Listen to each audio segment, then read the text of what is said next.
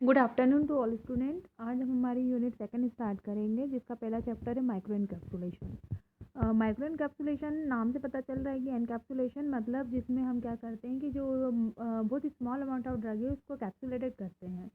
और micro encapsulation एक process होती है जिसके द्वारा हम टाइनी सॉलिड पार्टिकल्स या फिर जो ड्रॉपलेट होती है लिक्विड की वो सराउंड होती है या फिर कोटेड होती है कंटिन्यूस फिल्म से, और वो कंटिन्यूस फिल्म होती है किसी भी पॉलीमेरिक मटेरियल की।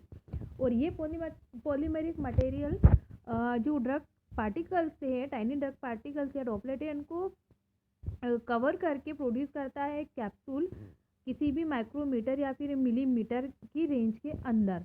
और ये जो प्रोडक्ट होता है किसी भी मतलब जिस प्रोसेस के थ्रू हमको मिलता है उसको हम बोलते हैं, या जो हमको जो प्रोडक्ट मिल रहा है उसको हम बोलते हैं माइक्रो कैप्सूल। यहाँ पर डायग्राम में शो हो रहा है मल्टीलेयर लिक्विड क्रिस्टलाइन मेम्ब्रेन है और अंदर की तरफ है सॉलिड लिपिड जिनने कंटेन किया हुआ है सॉलिड एक्टिव इंग्रेडिएंट को, जिसको हमने कोर मटेरियल में कोटिंग मटेरियल में फिट किया है या हमने इसको इनकैप्सुलेट किया है।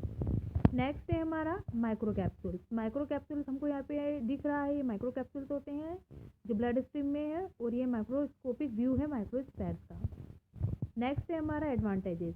अगर हम एडवांटेजेस की बात करें तो जो भी माइक्रो इनकैप्सुलेशन की जो प्रोसेस है, हाँ, ये क्या करती है, हमारी जितनी भी बीटा टेस्टिंग जो ड्रग होती है उसको मास्क कर देती है। फॉर एग्जांपल हम बात करें ओफ्लॉक्सासिन, साथ साथ में ये जो लिक्विड होता है या हम बोलेंगे जो कंजर्वेशन होता है लिक्विड का वो होता है सूडो सॉलिड में, जैसे कि फॉर एग्जांपल इप्राजीनोन।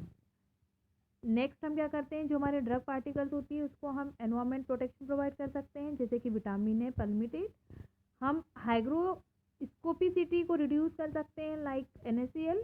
हम रिड्यूस करते हैं वेपोराइजेशन ऑफ वॉलेटाइल ड्रग्स का, फॉर एग्जांपल मिथाइल सैलिसिलेट। और साथ साथ में हम प्रिवेंशन करते हैं जो इनकम्पेबिलिटी आ जाती है ड्रग में उसको, फॉर एग्जांपल एस्पिरिन और क्लोर एम्फेनिरामाइन मैलेट।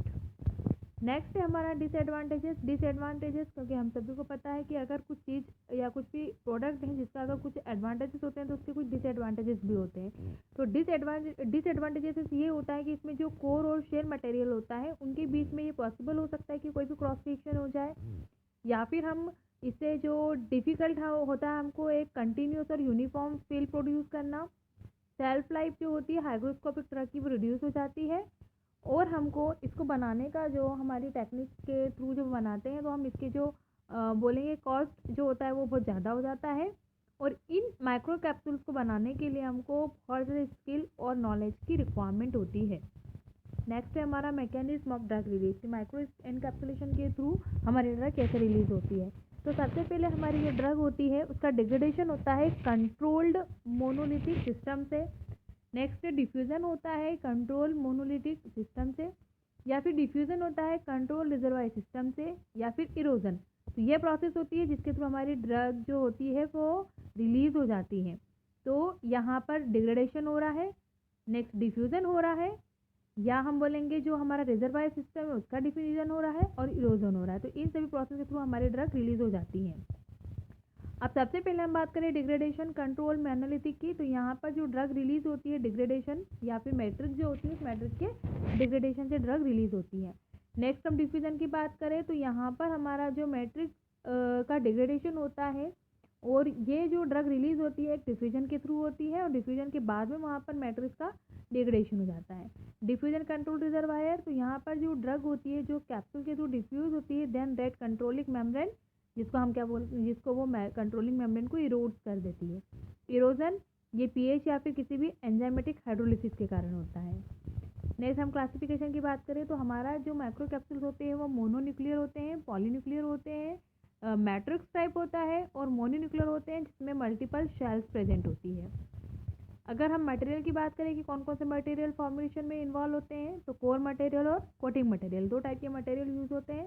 कोर मटेरियल एक स्पेसिफिक मटेरियल होता है जिसको हम कोटेट करते हैं। ये लिक्विड या फिर सॉलिड हो सकता है, और ये जो लिक्विड कोर होता है वो डिजॉल्व हो जाता है या फिर हम बोलेंगे डिस्पर्स मटेरियल का होता है। एग्जाम्पल की बात करें कोर मटेरियल की, तो यहाँ पर कोर मटेरियल है एसिटा एमिनोफैन, जो कि टेस्ट मास्किंग कर देता है ड्रग का, और ये प्रेजेंट होता है हमारी जो टैबलेट के फॉर्म में।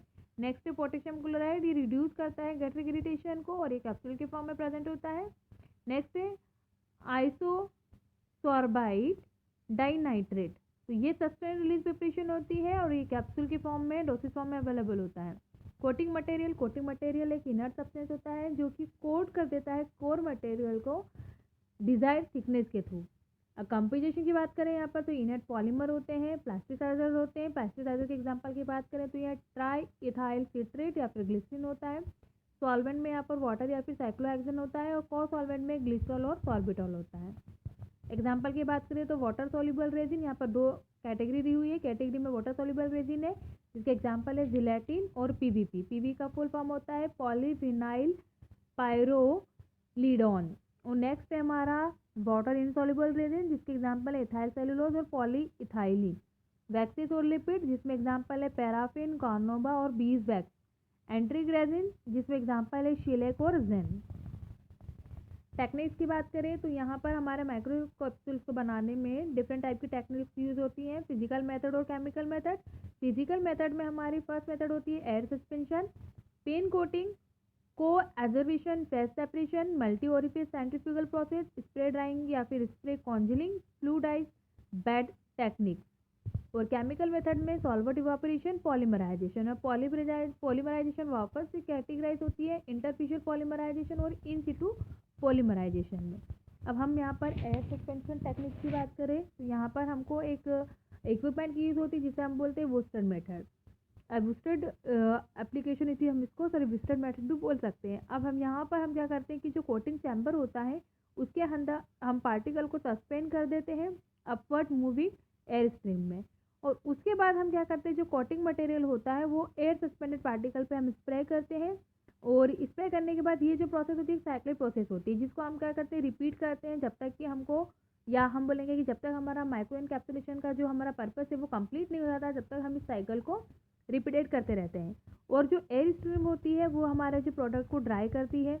अब यहाँ पर हमको डायग्राम शो हो रहा है, डायग्राम में हमको यहाँ पर अपर साइड में 4 सिलेंड्रिकल कुछ शेप्स नज़र आ रहे हैं जिसमें से हमने नीचे रेड कलर में कि हम जो मूविंग पार्टिकल्स की जो एयर है हम बोलेंगे हॉट एयर उसको शो कर रहे हैं। ऊपर से हम यहाँ पर बाहर निकल रही है एयर और यहाँ पर हमारा ये पूरा का पूरा चैम्बर होता है जिसमें हम माइक्रो कैप्सुलेशन करते हैं।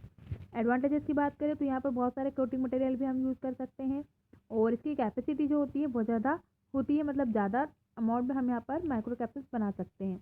डिसएडवांटेजेस की बात करें तो यहाँ पर एप्लीसिबल होता है केवल और केवल सॉलिड कोर मटेरियल के, मतलब केवल और केवल सॉलिड कोर मटेरियल के लिए ही हम इस मेथड को यूज़ कर सकते हैं।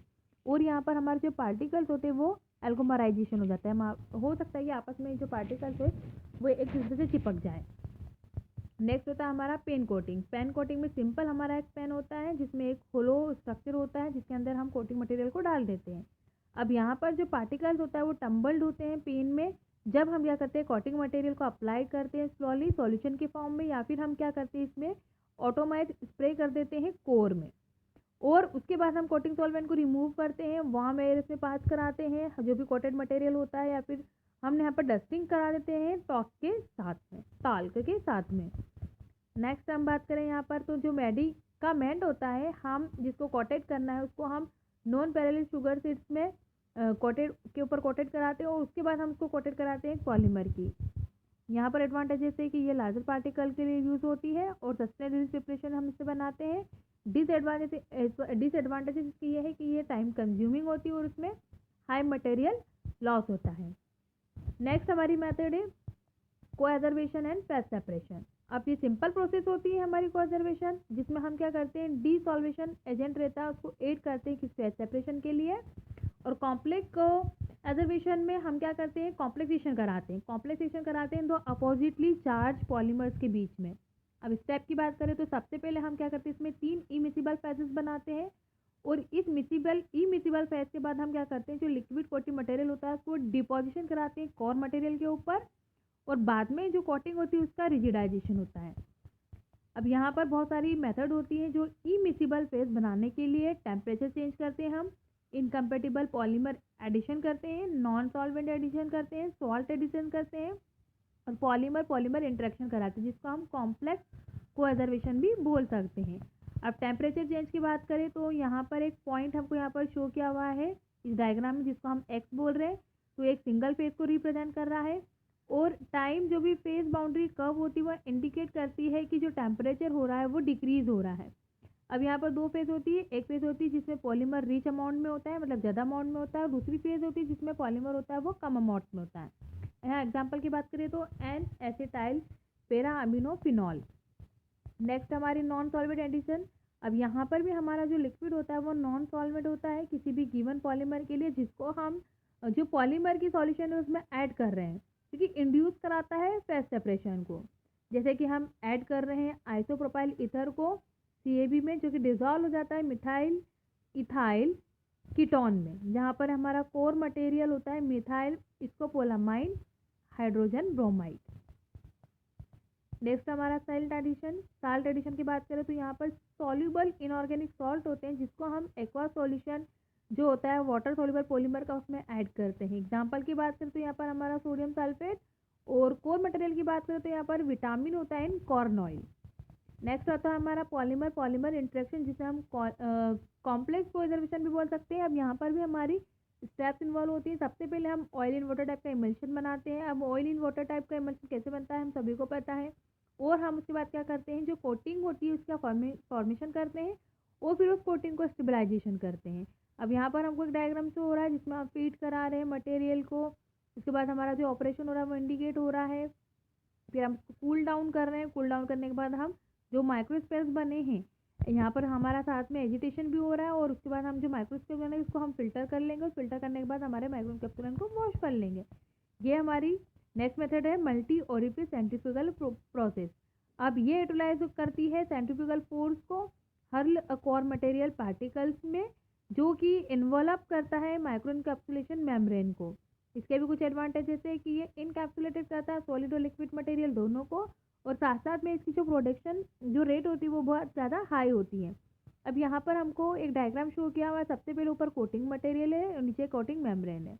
अब यहाँ पर ऊपर की तरफ से हम जो कोटेड मटेरियल है उसको इनलेट करा रहे हैं, और यहाँ पर हम मटेरियल को इनलेट कराने के बाद हमारा जो कोर मटेरियल है वो ड्राई करा रहे हैं। यहाँ पर हमारा कॉलम बन रहा है और ये मेथड हमारी यहीं पे ख़त्म होती है। अब नेक्स्ट हम नेक्स्ट क्लास में स्टार्ट करेंगे। Thank you students.